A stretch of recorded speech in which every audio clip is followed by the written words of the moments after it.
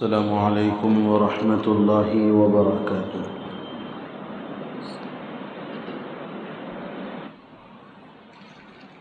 الحمد للہ وکفی وسلام علی عباده الذین اصطفى وعلى آلہ واصحابہ المجتبى اما بعد فاعوذ باللہ من الشیطان الرجیم بسم اللہ الرحمن الرحیم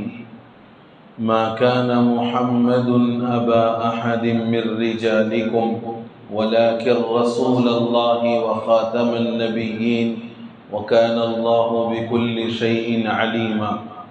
وقال رسول الله صلى الله عليه وسلم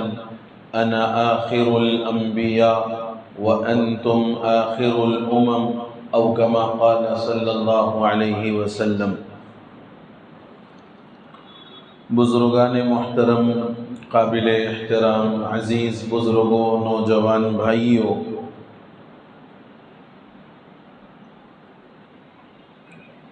ربیع الاول کا اختتامی مرحلہ چل رہا ہے اور آج ربیع الاول کا آخری جمعہ ہے۔ ممکن ہے کہ ربیع الاول کے آغاز سے لے کر اب تک آپ حضرات نے علماء کرام سے اور مشائخین عظام سے سیرت النبی صلی اللہ علیہ وسلم کے مختلف گوشوں پر اور مختلف پہلوؤں پر آپ نے ان کی بات سنی ہوگی اور حضور کی سیرت کے مختلف گوشے آپ کے سامنے آ گئے ہوں گے۔ حضور اکرم صلی اللہ علیہ وسلم کی حیات مبارکہ کا ایک اہم ترین گوشہ، بلکہ یوں کہیں کہ حضور صلی اللہ علیہ وسلم کی رسالت اور نبوت کے لیے ایک بنیادی پہلو آپ کا خاتم النبیین والمرسلین ہونا ہے۔ حضور کی شان ختم نبوت یہ حضور کی سیرت مبارکہ کا انتہائی اہم اور لازوال پہلو ہے، اور ایسا لازوال پہلو ہے کہ صبح قیامت تک حضور اکرم صلی اللہ علیہ وسلم کی ختم نبوت قائم ہے، بلکہ مستقل حضور ہی کی نبوت اب دنیا میں چلے گی۔ آپ کے بعد نہ کوئی نبی آ سکتا ہے نہ آئے گا۔ حضور کی شان ختم نبوت کا صاف اور واضح مطلب یہ ہے کہ مجھے آپ کو اور عالم اسلام کے تمام مسلمانوں کو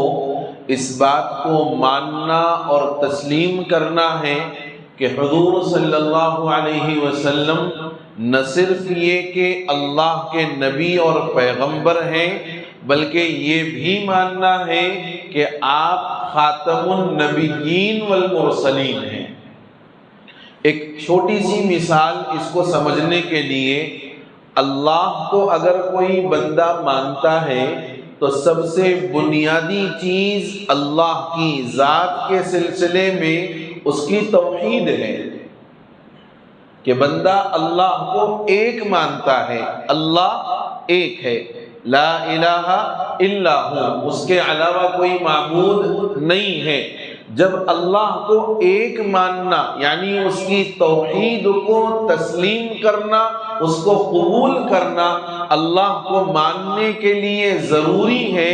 ایسے ہی نبی مکرم صلی اللہ علیہ وسلم کی نبوت اور رسالت کو ماننا، اس کا مطلب یہ ہے کہ آپ کو خاتم النبیین والمرسلین تسلیم کرنا ہے۔ اگر کوئی بندہ اللہ کو تو مان رہا ہے، یہ بھی تسلیم کر رہا ہے کہ اللہ علیم ہے، اللہ خبیر ہے، اللہ بصیر ہے، اللہ قادر ہے، اللہ جبار ہے، ان ساری صفات کو تسلیم کر رہا ہے، لیکن اگر اللہ کی وحدانیت کو قبول نہ کرے تو توحید کامل نہیں ہے، توحید کامل نہیں ہے۔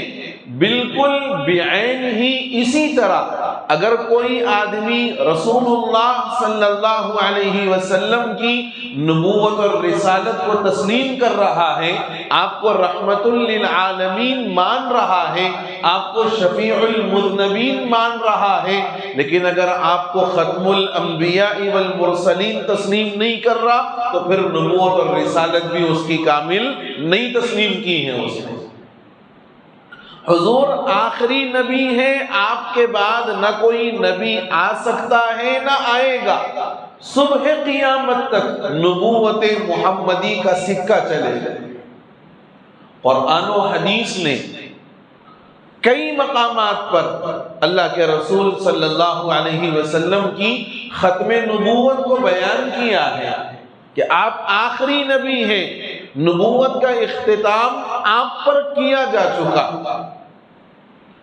ایک مثال حضور اکرم صلی اللہ علیہ وسلم نے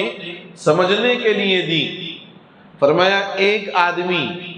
جس نے بڑا خوبصورت محل تیار کیا، اتنا خوبصورت محل کہ لوگ اس کو دیکھنے کے لیے آتے ہیں تو اس کا چکر لگاتے ہیں۔ جب ہم کہیں کوئی نئی چیز کو دیکھتے ہیں تو بہت غور سے دیکھتے ہیں، اس کی ایک ایک چیز کو، ایک ایک خوبی کو ہم دیکھتے ہیں۔ تو وہ ایک نیا محل اس نے تعمیر کیا، لوگ اس کے گرد چکر لگا رہے ہیں، ایک ایک چیز کو اس کی دیکھ رہے ہیں، اور جب سارا محل دیکھ چکا تو اس میں ایک اینٹ کی جگہ باقی رہ گئی، ایک اینٹ کی جگہ باقی رہ گئی۔ ساروں نے آ کر جب اس محل کو دیکھا، محل کی خوب تعریف کی، بڑا بہترین محل بنایا، بڑا خوبصورت محل بنایا، ایسا محل ہم نے اپنی زندگی میں کبھی نہیں دیکھا، لیکن ایک چیز کی کمی رہ گئی۔ اس نے پوچھا کہ کیا کمی رہ گئی؟ کہا یہ جو تم نے ایک اینٹ کی جگہ باقی چھوڑ دی ہے، یہ ایک اینٹ کی جگہ اگر تم پور کر دیتے تو یہ محل پورا مکمل ہو جاتا، جس میں کوئی کمی باقی نہیں رہتی۔ حضور نے فرمایا وہ جو قصر بنا ہے، وہ محل بنا ہے، وہ قصر نبوت ہے، اور اس کی ایک ایک اینٹ یوں سمجھو کہ گزشتہ انبیاء ہیں، آدم سے لے کر حضرت عیسیٰ تک، اور ایک اینٹ کی جگہ جو باقی رہ گئی ہے وہ میں ہوں۔ میں جب آیا تو وہ قصر نبوت مکمل ہو گیا، اب اس میں کوئی کمی باقی نہیں۔ حضور نے ایسی مثال سے سمجھایا کہ ہر کس و ناقص کے بعد ذہن میں آ جائے اور بات سمجھ میں آ جائے کہ حضور آخری نبی ہے، جسے وہ ایک اینٹ لگنے کے بعد وہ محل تعمیر ہوا اور مکمل ہو گیا، ایسے ہی حضور کے آنے کے بعد پوری نبوت کی عمارت کامل ہو گئی، مکمل ہو گئی، اب اس میں کوئی کمی باقی نہیں۔ یہ اس لیے بھی ضروری ہے کہ قرآن نے ایک جگہ حضور کی ایک صفت بیان فرمائی، یا ایھا النبی انا ارسلناک شاہدا ومبشرا ونذیرا، اے نبی ہم نے آپ کو رسول بنا کر بھیجا ہے کہ آپ گواہی دینے والے ہیں، شاہدن مبشرن ایمان لے آنے والوں کو خوشخبری دینے والے ہیں، ونذیرن ایمان نہ لانے والوں کو عذاب سے ڈرانے والے ہیں۔ شاہدا ومبشرا ونذیرا وداعیا الی اللہ، اور اللہ کی طرف آپ لوگوں کو بلانے والے ہیں، وسراجا منیرا، اور آپ روشن چمکدار چراغ کے مانند ہیں۔ یعنی آپ کی نبوت، آپ کی رسالت، آپ کی ذات بابرکت ایک روشن چراغ کی طرح ہے جو آپ کے نقش قدم پر چلے گا، جنت کا راستہ پالے گا۔ مفسرین لکھتے ہیں کہ سراجم منیر سے آپ کو جو ملقب کیا گیا، آپ کی جو صفت بیان کی گئی ہے، اس کی وجہ یہ ہے کہ سراج کے ایک معنی آتے ہیں چراغ کے، لیکن ساتھ میں منیر لگا کر اللہ نے یہ بتایا کہ یہ چراغ ایسا روشن چراغ ہے کہ قیامت تک اس کی روشنی مستقل رہے گی، نہ کبھی ختم ہوگی، نہ کبھی اس کے اندر دھیما پن آئے گا۔ اس کو آپ ایک حصی مثال سے سمجھیں۔ آپ یہ جو ٹیوبز ہیں، یہ جو بلبز ہیں، اگر کوئی اس کو مستقل ڈال دے، 24 گھنٹے اس کو ڈال کر کے رکھے، تو ہوگا یہ کہ چند دنوں کے بعد اس کی روشنی مدھم پڑ جائے گی، اب جو روشنی ہے وہ روشنی اس کی نہیں رہے گی، اور کچھ دن گزریں گے تو اس کی روشنی بالکل ختم ہو جائے گی، وہ ناکارہ ہو جائے گا۔ حضور کے بارے میں اللہ نے سراج منیر فرما کر پوری امت کو بلکہ پوری انسانیت کو یہ بتلایا ہے کہ آپ کی نبوت اور آپ کی رسالت ایسی ہے جو نہ کبھی ختم ہونے والی ہے اور نہ اس کے اندر کوئی کمی آ سکتی، قیامت تک آپ کی نبوت کا سکہ چلے گا۔ اور ایک ایمان والے کا ایمان اسی وقت کامل ہوگا جب وہ آپ کو نہ صرف یہ کہ نبی مانے بلکہ خاتم النبیین والمرسلین مانے۔ میرے بزرگوں، ایک اہم بات آپ کو بتاؤں کہ ہمیں آج اپنی اولاد کو اور اپنے بچوں کو اس بات کی تعلیم دینے کی ضرورت ہے کہ حضور نبی ہیں اور آپ آخری نبی ہیں، اور آخری نبی ہونے کا کیا مطلب ہے اس کی بھی وضاحت کرنی ضروری، کیونکہ آج ہم نے اپنی اولاد کے لیے تعلیم کا بڑا اچھا انتظام کر لیا، خوب بڑے مہنگے مہنگے اسکولوں میں ہم پڑھا رہے ہیں، لیکن دینی نقطہ نظر سے آپ یقین جانیے ہماری اولاد بالکل نابلد ہے، کوئی چیز معلوم نہیں، نبوت نہیں معلوم، رسالت نہیں معلوم، اور ازواج مطہرات کا نام نہیں معلوم۔ ہم نے پورے ربیع الاول میں حضور سے عشق کا اظہار کیا ہے۔ عشق کا کیا مطلب ہوتا ہے؟ ناچنا، تھڑکنا، اپنی مرضی جیسی آئے ویسا کر لینا، اور اس کو سمجھنا کہ ہم نے عشق محمدی کا حق ادا کر دیا۔ میرے بزرگوں، اصل حق تو یہ ہے کہ حضور کی سیرت کے بارے میں ایک ایک مسلمان کم از کم اتنا واقف ہو کہ اگر کوئی غیر اس سے حضور کی سیرت کے بارے میں اور آپ کی ذات مبارک کے بارے میں معلوم کرے تو آدمی اطمینان کے ساتھ اس کو جواب دے کر سامنے والے کو مطمئن کر سکے۔ یہ بات اپنی اولاد کو بتائیں، ان کے ذہنوں میں بٹھائیں کہ حضور آخری نبی ہیں، خاتم النبیین ہیں، آپ کے بعد نہ کوئی نبی آیا ہے نہ آ سکتا ہے، اور اگر کوئی آپ کے بعد نبوت کا دعویٰ کرتا ہے یاد رکھنا وہ جھوٹا ہے، دجال ہے، کذاب ہے، مکار ہے۔ اور یہ ایسا نہیں ہے، حضور کے دور مبارک ہی میں یہ سلسلہ شروع ہوا تھا۔ مسیلمہ کذاب، یہ نام ذہن میں رکھنا،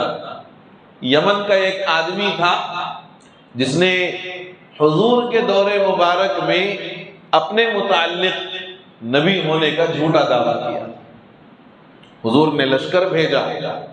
اور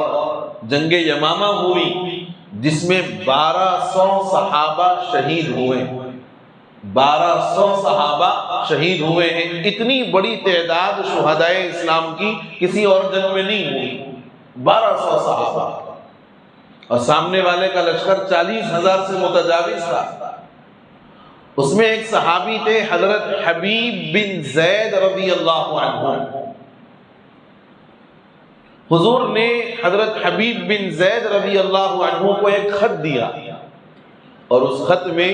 مسیلمہ کذاب کو دعوت دی کہ تو اپنے اس باطل عقیدے سے اور اپنے اس باطل نظریے سے توبہ کر، اسلام قبول کر، اللہ کی وحدانیت کو تسلیم کر اور حضور کی رسالت کو مان جا۔ وہ خط لے کر حضرت حبیب بن زید رضی اللہ عنہ مسیلمہ کذاب کے پاس پہنچے۔ اس نے خط لیا، دیکھا،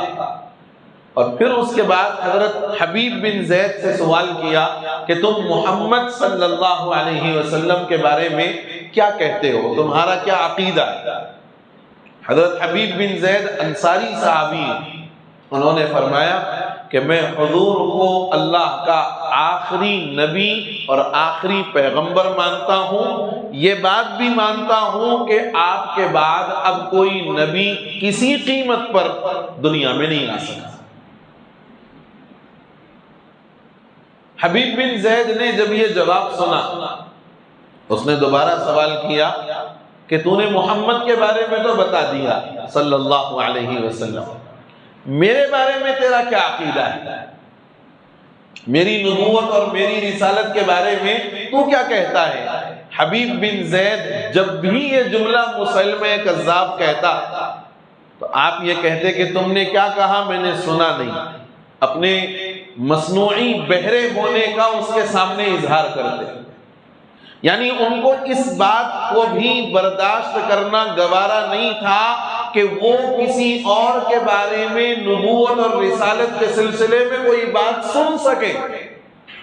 وہ یہ کہتے کہ تم نے کیا کہا ہے، مجھے کوئی سنائی نہیں دی بات، تمہاری آواز میرے کان میں نہیں پڑی۔ روایات میں ہے کہ کئی مرتبہ حبیب بن زید رضی اللہ عنہ اور مسلمہ کذاب کا اس بارے میں سوال جواب چلتا رہا اور حضرت حبیب بن زید نے ہمیشہ ایک ہی جملہ کہا کہ تم نے کیا کہا، میں نے سنا نہیں۔ بالآخر مسلمہ کذاب اتنا تنگ ہو گیا اور حبیب بن زید کے اس جذبے کو جب دیکھا تو کہا ان کو باندھ دیا جائے، ان کو باندھ دیا جائے، ہاتھوں کو اور ان کے پیروں کو، اور ان کے لیے یہ سزا تجویز کی کہ جب جب میں پوچھوں گا میرے بارے میں کہ میرے نبی اور رسول ہونے کے بارے میں تم کیا کہتے ہو، اور اگر یہ کہیں کہ مجھے کوئی بات سنائی نہیں دی تو ان کا ایک ایک عضو کاٹتے رہنا، ان کا ایک ایک عضو کاٹتے رہنا۔ اور جب سوال ہوتا حبیب بن زید وہی جواب دیتے، ہر جواب کے بعد ان کا ایک ایک عضو کاٹ دیا جاتا، بالآخر ان کے جسم کے کئی ٹکڑے ہو گئے اور وہ شہید ہو گئے، لیکن کبھی زبان سے کچھ جملہ ان کی یعنی مسلمہ کذاب کے بارے میں کوئی جملہ نہیں نکلا، ہمیشہ یہ جملہ کہتے کہ مجھے سنائی نہیں دیا، تم نے کیا کہا۔ حضرت حبیب بن زید اسلام میں سب سے پہلے شہید ختم نبوت ہیں، لوگوں نے اس طریقے سے اپنی جان دے دی لیکن حضور کی ختم نبوت پر کوئی آنچ آنے نہیں دیا۔ حضرت امام اعظم ابو حنیفہ رحمۃ اللہ علیہ جن کی ہم تقلید کرتے ہیں اور جن کے فقہ پر ہم عمل کرتے ہیں، اور ہم نہیں بلکہ دنیا کا تقریباً 70% حصہ حضرت امام اعظم ابو حنیفہ رحمۃ اللہ علیہ کی فقہ کو مانتے ہوئے چلتا ہے۔ ان کے زمانے میں ایک آدمی نے جھوٹی نبوت کا دعویٰ کیا، لوگ حضرت امام صاحب رحمۃ اللہ علیہ کے پاس آئے اور فرمایا کہ فلاں آدمی جو جھوٹی نبوت کا دعویٰ کر رہا ہے اس کے بارے میں آپ کیا فرماتے ہیں، آپ کا کیا کہنا ہے؟ حضرت امام صاحب رحمۃ اللہ علیہ نے فرمایا کہ یہ آدمی کافر ہے، جھوٹا ہے، کافر ہے۔ تو آپ سے کہا گیا کہ فلاں آدمی جو یہ دعویٰ کرنے والا ہے، کچھ لوگ اس سے اس کی نبوت پر دلیل مانگ رہے ہیں۔ بات سمجھنا ہے آپ کو، ایک آدمی امام صاحب کے دور میں نبوت کا جھوٹا دعویٰ کرتا ہے، لوگ امام صاحب کے پاس جا کر پوچھتے ہیں کہ فلانے نے یہ عمل کیا، آپ کیا فرماتے ہیں؟ امام صاحب نے کہا کہ ایسا آدمی کافر ہے، جھوٹا ہے۔ پھر لوگوں نے کہا کہ اس نبوت کا جھوٹا جو دعویٰ کر رہا ہے لوگ اس سے دلیل مانگ رہے ہیں۔ تو حضرت امام صاحب نے فرمایا کہ دلیل مانگنے والے سارے کے سارے کافر ہیں،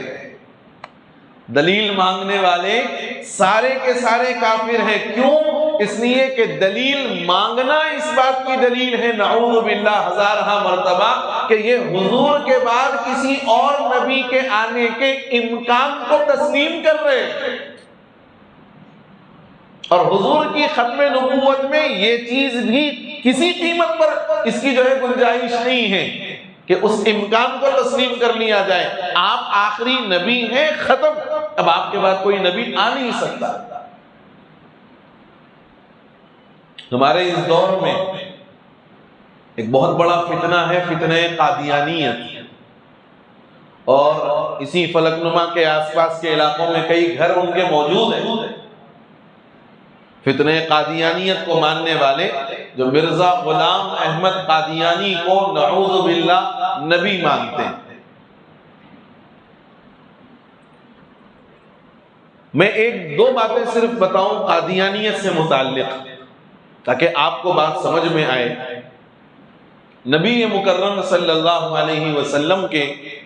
چہرے انور کے بارے میں، آپ کے رخ زیبا کے متعلق حضرات صحابہ نے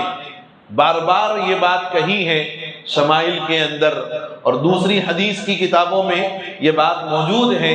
کہ 14ویں رات کا چاند آسمان پر کھلا ہوا ہے، اور حضور رات کی چاندنی میں تشریف فرما ہے۔ صحابہ اکرام آئے، حضور کو دیکھا کہ آپ کے جسم مبارک پر ایک ہری دھاری دار چادر ہے جو آپ نے اوڑھ رکھی ہے، یمنی چادر۔ ایک صحابی آئے، وہ حضور کو دیکھ رہے ہیں، چاند کو دیکھ رہے ہیں، پھر حضور کو دیکھتے ہیں، پھر چاند کو دیکھتے ہیں، کئی مرتبہ ایسا ہوا۔ تو حضور نے پوچھا ان صحابی سے کہ کیا بات ہے، تم بار بار ایک طرف نظر میری طرف کر رہے ہو، دوسری طرف نظر تمہاری چاند پر جا رہی ہے؟ کہا یا رسول اللہ، آپ کا رخ زیبا میں نے دیکھا، آپ کا چہرے انور میں نے دیکھا، تو میں آپ کے چہرے انور کو دیکھنے کے بعد چاند کو دیکھ رہا ہوں، یہ فیصلہ نہیں کر پا رہا ہوں کہ آپ کا چہرے انور زیادہ روشن ہے یا چاند کا، آپ کا چہرہ زیادہ چمکدار ہے یا چاند زیادہ چمکدار؟ حضور نے فرمایا کہ چاند کی روشنی سے زیادہ اللہ نے میرے چہرے پر نور عطا فرمایا، چاند کی روشنی سے زیادہ اللہ نے میرے چہرے پر نور عطا فرمایا۔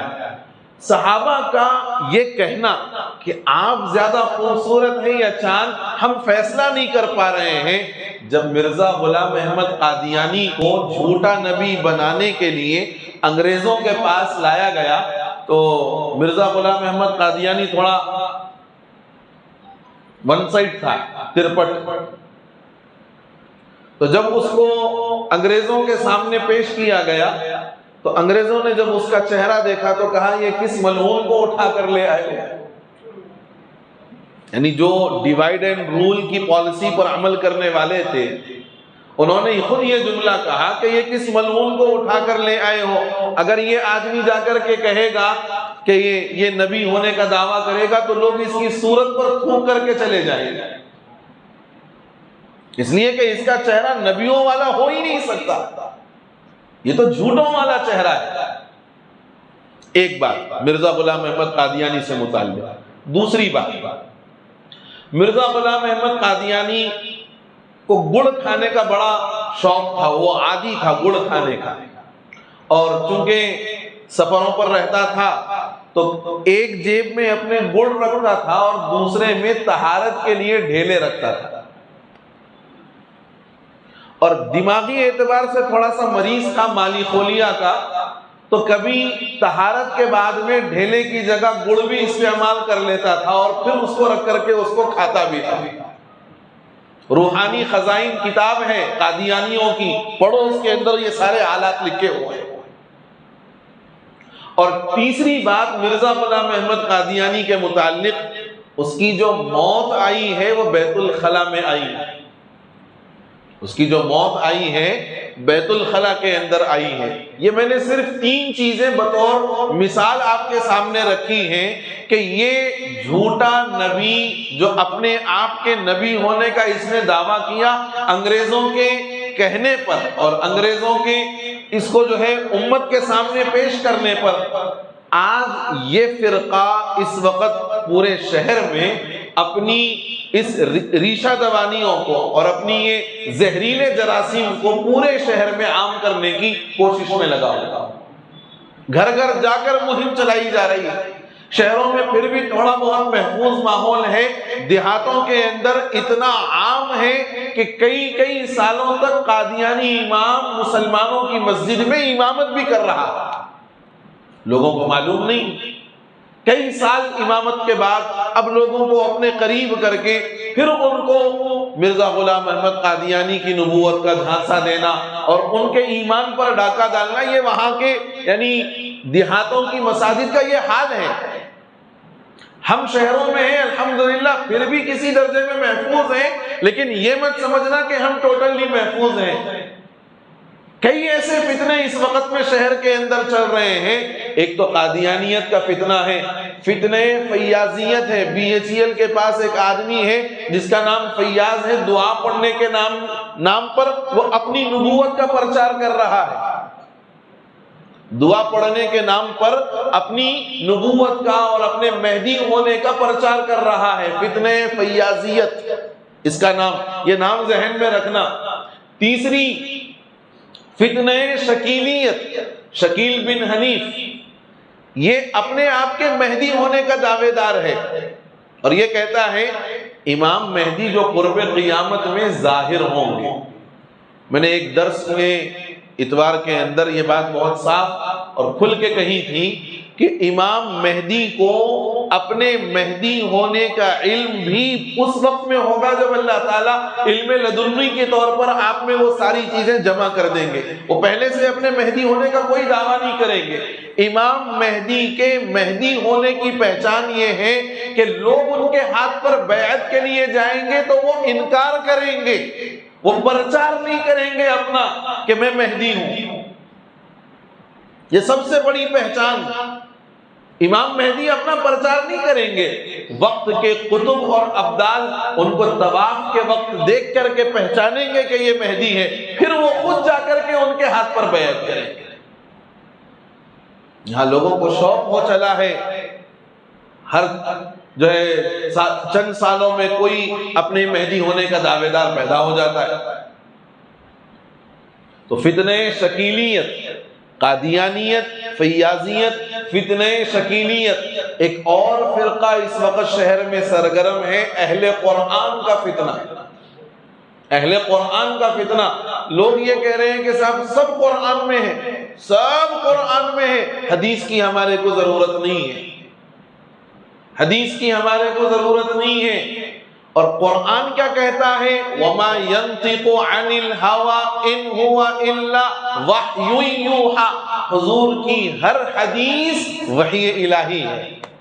کیونکہ آپ اپنی طرف سے کچھ نہیں کہتے، جو کہتے ہیں وہ اللہ آپ کے قلب میں القا فرماتا ہے۔ فرق یہ ہے کہ وہ وحی جو حضرت جبرائیل لے کر آئے ہیں وہ وحی متلو ہے، اس کی تلاوت کی جاتی ہے، اور حضور کی جو احادیث ہیں وہ وحی غیر متلو ہے، وہ حضرت جبرائیل لے کر نہیں آئے، اللہ نے آپ کے قلب میں القا فرمایا اور حضور نے اس کو بیان فرمایا۔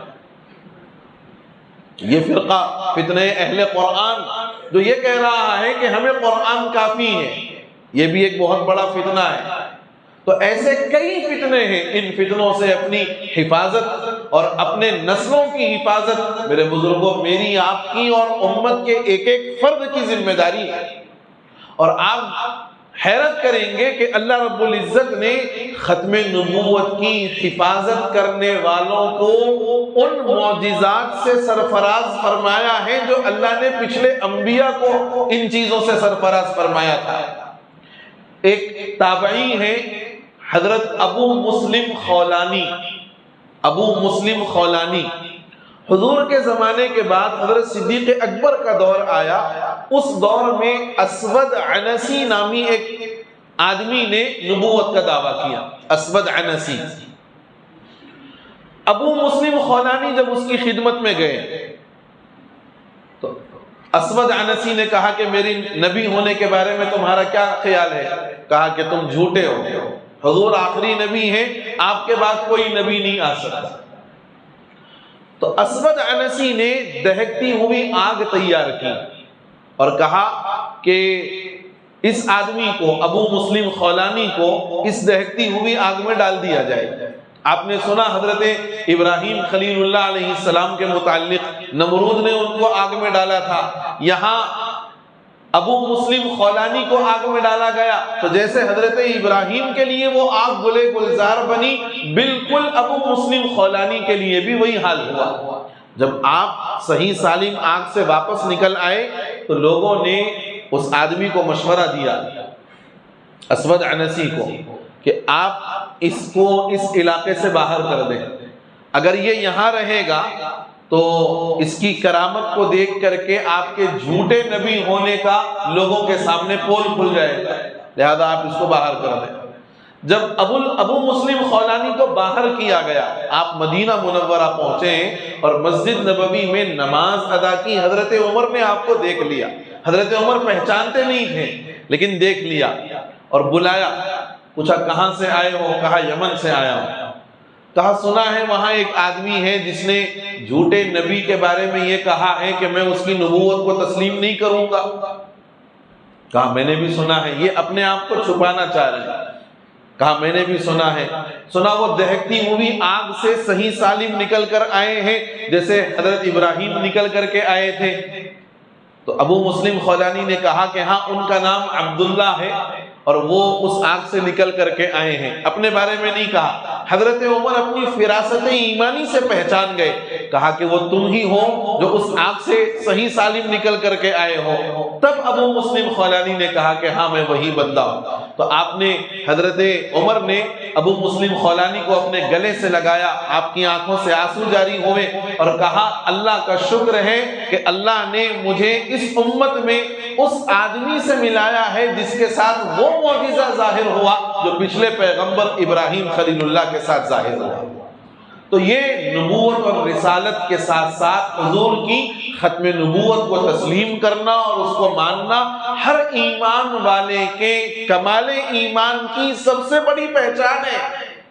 اور یہ لازم ہے۔ اور اپنی اولاد کو اس بارے میں بتاؤ کہ حضور نبی بھی ہیں اور آخری نبی ہیں، آپ کے بعد پھر کوئی نبی قیامت تک نہیں آ سکتا۔ اب قیامت تک جو سکہ چلے گا نبوت محمدی کا چلے گا۔ بس یہ ایک اہم ترین مسئلہ ہے، اس کو اپنے ذہن میں رکھنا ہے۔ اللہ مجھے آپ کو اور پوری امت مسلمہ کو کہنے اور سننے سے زیادہ توفیق عمل نصیب فرما دے، آمین یا رب العالمین۔ وآخر دعوانا ان الحمد للہ رب العالمین۔